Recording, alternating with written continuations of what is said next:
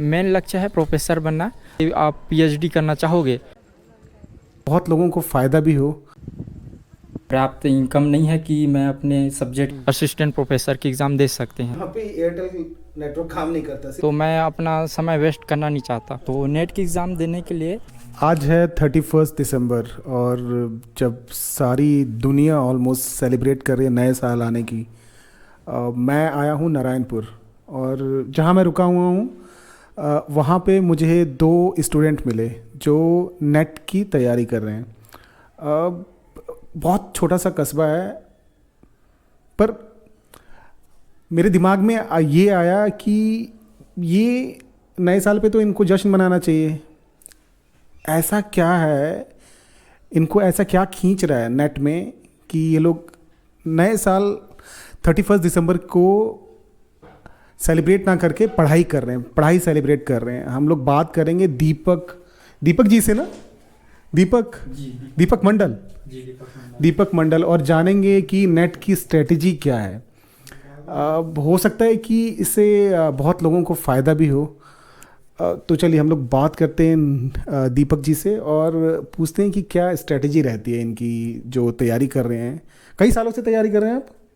जी नहीं सर, ये मेरा तैयारी हो गया है। कितने दिन से तैयारी कर रहे हैं? 7 मंथ से तैयारी कर रहे हैं। तो चलिए बात करते हैं इनसे, कुछ क्वेश्चंस दागेंगे। और तो मेरी नज़र पड़ी ऐसे 2 लोगों पे जो ये कंबल ओढ़ के प्रैक्टिस कर रहे थे। थोड़ी सी ठंड है यहाँ पे।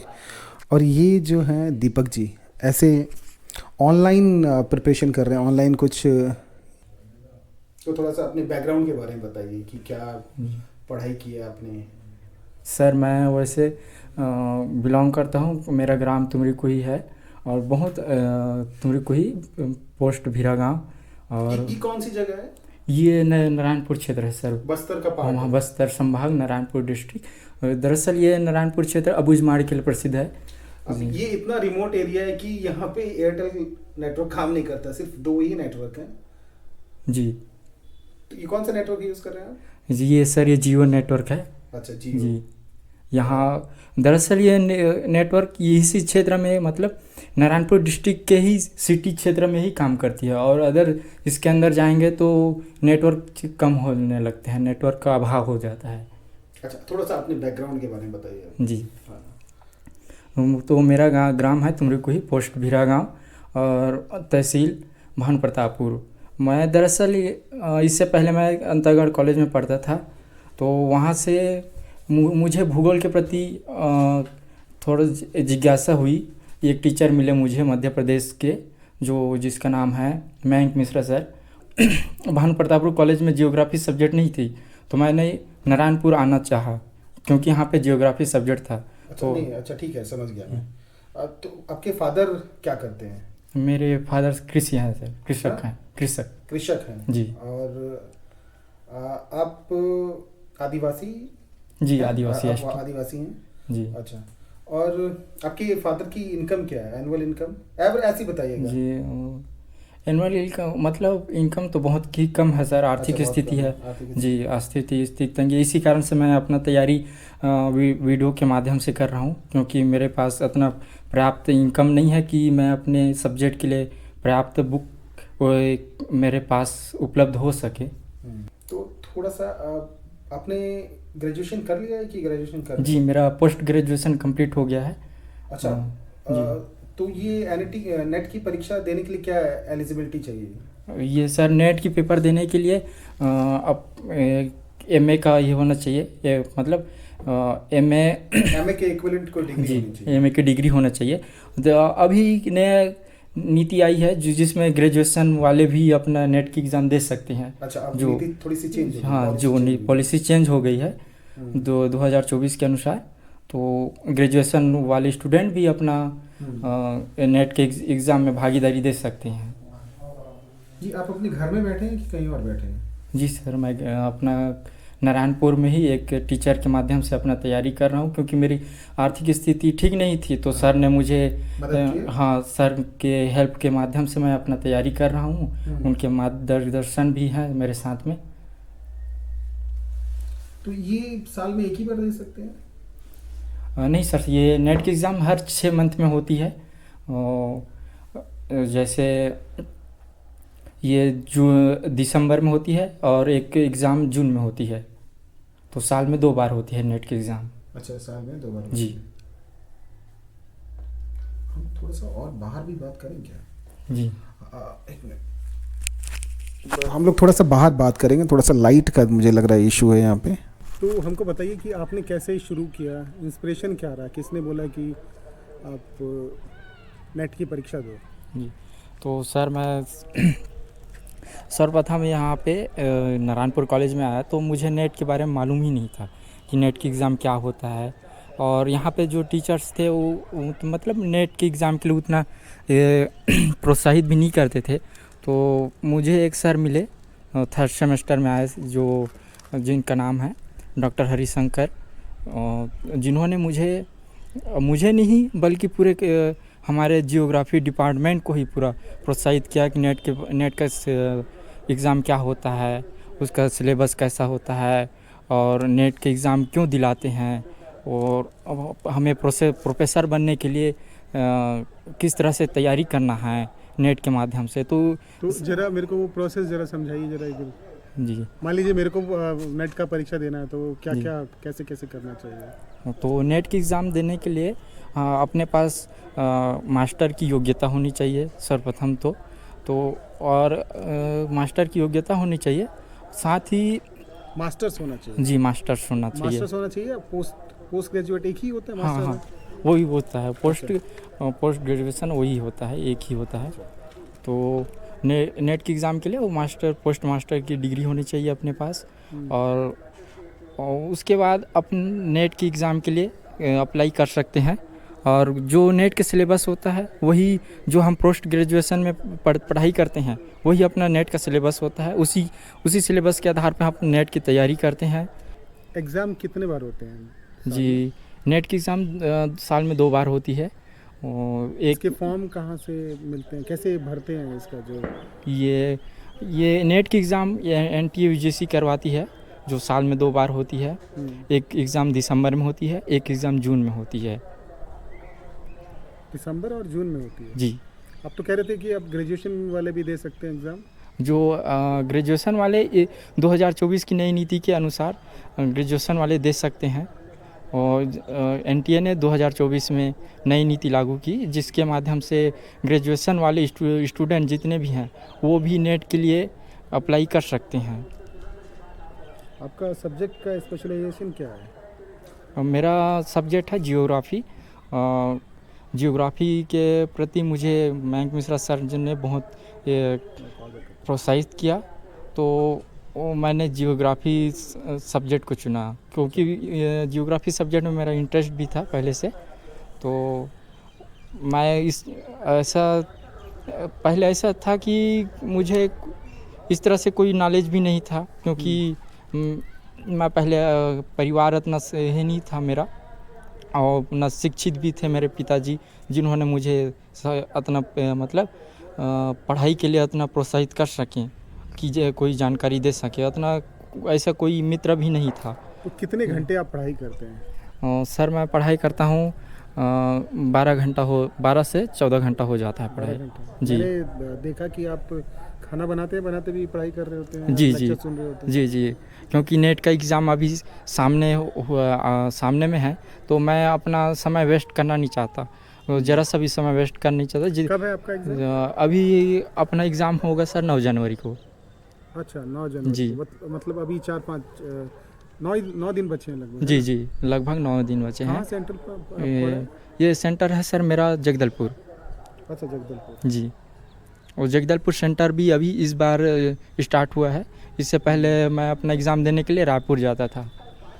तो ये बताइए कि आपने कौन कौन सा बुक इस्तेमाल किया आपने नेट का? मैंने सर्वप्रथम नेट की तैयारी के लिए मुझे बुक के विषय में उतना कोई जानकारी नहीं था। तो मैंने सर मेरे टीचर लोगों से यह मदद मांगी कि नेट के एग्ज़ाम के लिए सर मुझे क्या करना चाहिए, किस तरह से रणनीति बनाना चाहिए। तो सर ने बताया कि मुझे बहुत मदद की मेरा कि इस तरह से बुक पढ़ना चाहिए, ये बुक नेट के लिए अच्छी हैं, तो मैंने सर के माध्यम से बुक खरीद लिया और मेरे पास इतना आर्थिक स्थिति भी नहीं थी कि मैं नेट की सभी बुकें मेरे पास अवेलेबल हो सके। तो मैं अपना आधी नेट की पढ़ाई वीडियो के माध्यम से भी करता हूँ, यूट्यूब में वीडियो देखता हूँ, उनसे मेरा पढ़ाई हो जाता आपने है। किसी कोचिंग का सहारा नहीं लिया? नहीं सर। पर गाइडेंस रही है हमेशा, जो आपके सर हैं जो, जी जी, मैंने क्या नाम है उनका सर का? मेरे टीचर्स हैं डॉक्टर हरिशंकर, तो उन्होंने मेरी बहुत मदद की कि इस तरह से तैयारी करना चाहिए, इस तरह से एक रणनीति बनाना चाहिए, इस तरह से अपना तो समय। क्या रणनीति रहती है आपकी? मेरी टाइम मैनेजमेंट करते हैं आप? मैं अपना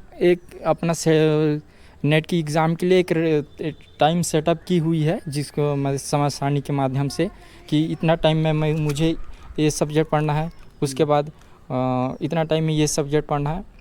नेट के सभी सब्जेक्टों को मैंने अपने अपने टाइम वाइज डिवाइड की हुई है, तो मैं उन्हीं टाइम को मैनेज करते हुए सारी नेट की तैयारी करता हूँ। कितने दिन हो गए आपको नेट की तैयारी करते हुए? सर मुझे नेट की तैयारी करते हुए लगभग 6 मंथ हो गई है। मेरा ये सेकंड एग्ज़ाम होगा। जी। सबसे चैलेंजिंग टॉपिक कौन सा है आपके जो सब्जेक्ट में? सर मेरे लिए तो सबसे चैलेंजिंग सब्जेक्ट मुझे नहीं लग रहा है कि ऐसा चैलेंजिंग सब्जेक्ट है, क्योंकि ऐसा है भी नहीं, क्योंकि अपने तैयारी के ऊपर है। सभी सब्जेक्ट को महत्व दें, सभी सब्जेक्ट को बराबर ध्यान दें। ऐसा कोई सब्जेक्ट नहीं है जिससे आपको डर लगे नेट के लिए। तो सभी सब्जेक्टों को अपने सब बराबर ध्यान दें, अपने सभी सब्जेक्टों पे नंबर उतने नहीं आते हैं। तो ये आपने अपने जो तैयारी करते हैं जी। बहुत लग के तैयारी करनी पड़ती है, तो इससे कुछ जीवन में सीख मिलती है कुछ? जी जी। पूरा आदमी एक तरह से टाइम टेबल के हिसाब से बन जाता है क्या? कुछ थोड़ा बताइए जरा। जी। मैं नेट से मतलब मेरा पहले ऐसा सेटअप नहीं था, मेरा अपना इतना महत्व नहीं देता था पहले। तो सर ने मुझे नेट के एग्ज़ाम के बारे में बताया, तो मैंने अपना पूरी ध्यान और पूरा मेहनत नेट के एग्ज़ाम के लिए दिया। और नेट के एग्ज़ाम के लिए ऐसा है कि चाहे नेट की एग्ज़ाम हो चाहे कोई भी एग्ज़ाम हो, कोई भी एग्ज़ाम तैयारी करने के लिए अपने आप को एक सेटअप करना चाहिए कि एक रणनीति बनाना चाहिए कि किस तरह कितने समय में कितना यह करना चाहिए, सिलेबस पूरा करना है, किस तरह से अपना बुक पढ़ना है और कौन सा टाइम में क्या करना है। इस तरह से आप रणनीति बनाओगे तो आपके लिए कोई भी एग्ज़ाम ये हो जाए, मतलब आसान हो जाएगा। तो मैंने भी इसी तरह से एक रणनीति बनाई नेट के एग्ज़ाम के लिए, तो मैं उसी रणनीति के माध्यम से मैं अपना एग्ज़ाम की तैयारी कर रहा हूँ। तो आपने नेट क्लियर होने के बाद आपका क्या कैरियर प्लानिंग क्या है? सर मेरा मेन लक्ष्य है प्रोफेसर बनना। तो मैंने सर को बोला कि सर मुझे प्रोफेसर बनना है, तो इसके लिए मुझे क्या करना चाहिए? तो सर ने बोला प्रोफेसर बनने के लिए सर्वप्रथम नेट का एक एग्ज़ाम होता है, उसे क्वालिफायर करना होता है। जब आप नेट का एग्ज़ाम क्वालिफायर करोगे तो आप असिस्टेंट प्रोफेसर के लिए ये क्या बोलने से क्वालिफाई हो जाते हैं। वो एग्ज़ाम में आप पार्टिसिपेट कर सकते हैं, असिस्टेंट प्रोफेसर की एग्ज़ाम दे सकते हैं। तो आप टीचिंग में ज़्यादा इंटरेस्ट रखते हैं? जी, मैं शुरू से ही टीचिंग में ज़्यादा ध्यान दे रहा हूँ, क्योंकि मेरा उतना यह नहीं है कि सर मेरा फैमिली से भी उतना सपोर्ट नहीं मिलता है और आर्थिक स्थिति भी ठीक नहीं है, तो मेरे पास एक ही मात्र सहारा है टीचिंग का। तो मैं उसी में अपना सारी मेहनत लगा रहा हूँ टीचिंग में। तो पीएचडी करने के लिए भी नेट ज़रूरी होता है क्या? जी, नेट एग्ज़ाम भी ज़रूरी होता है सर, लेकिन अगर विदाउट नेट के आप पीएचडी करना चाहोगे तो उसके लिए एक यूनिवर्सिटी से एक एग्ज़ाम होती है, उसे क्वालिफायर करना पड़ता है। और नेट एग्ज़ाम क्वालिफायर करने के बाद भी आप अगर पीएचडी के लिए अप्लाई करते हो तो उसके लिए भी एक लिस्ट बनती है। अगर आप नेट जीआरएफ हो गए तो आपकी जीआरएफ के माध्यम से अच्छे अंक मिल जाएंगे तो आपको सीधा पीएचडी के लिए एडमिशन मिल जाएगी। लेकिन आप नेट हो तो नेट होने के बाद भी आपको एक मॉक टेस्ट देना पड़ता है पीएचडी के लिए। अच्छा, जी और मान लीजिए नेट एग्ज़ाम आपने क्लियर कर लिया जी। तो आप प्रोफेसर बन गए, प्रोफेसर हो जाएंगे कि नहीं, नेट एग्ज़ाम पास करने के बाद आप प्रोफेसर अप्लाई नहीं करना पड़ेगा? हाँ, आप असिस्टेंट प्रोफेसर के लिए एक अप्लाई कर सकते हो। इसके लिए एक आपको तो एक अप्लाइंग करने के लिए एलिजिबल हो गए? हाँ हाँ तो आप एक क्राइटेरिया है कि नेट आपको पास करना ही पड़ेगा। हाँ हाँ आपको असिस्टेंट प्रोफेसर बनने के लिए नेट का एग्ज़ाम क्वालिफाई करना ही पड़ेगा। तत्पश्चात आपने असिस्टेंट प्रोफेसर के लिए असिस्टेंट प्रोफेसर की एग्ज़ाम के लिए आप अप्लाई कर सकते हो।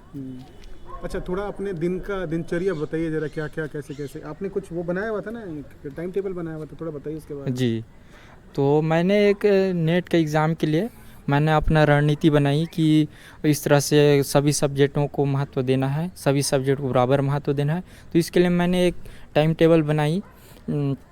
तो मैं 11 बजे तक नाइट 11 बजे तक पढ़ाई करता हूँ। उसके बाद सुबह 4 बजे उठ जाता हूँ। तो मैं इस तरह से मेरा 11 से 4 बजे के बीच में पूरी तरह से एक टाइम समय सारणी है। इनके बीच में मैं सभी सब्जेक्टों को बराबर महत्व देता हूँ और अपने समय सारणी के अनुसार ही मैं अपना सारी पढ़ाई करता हूँ।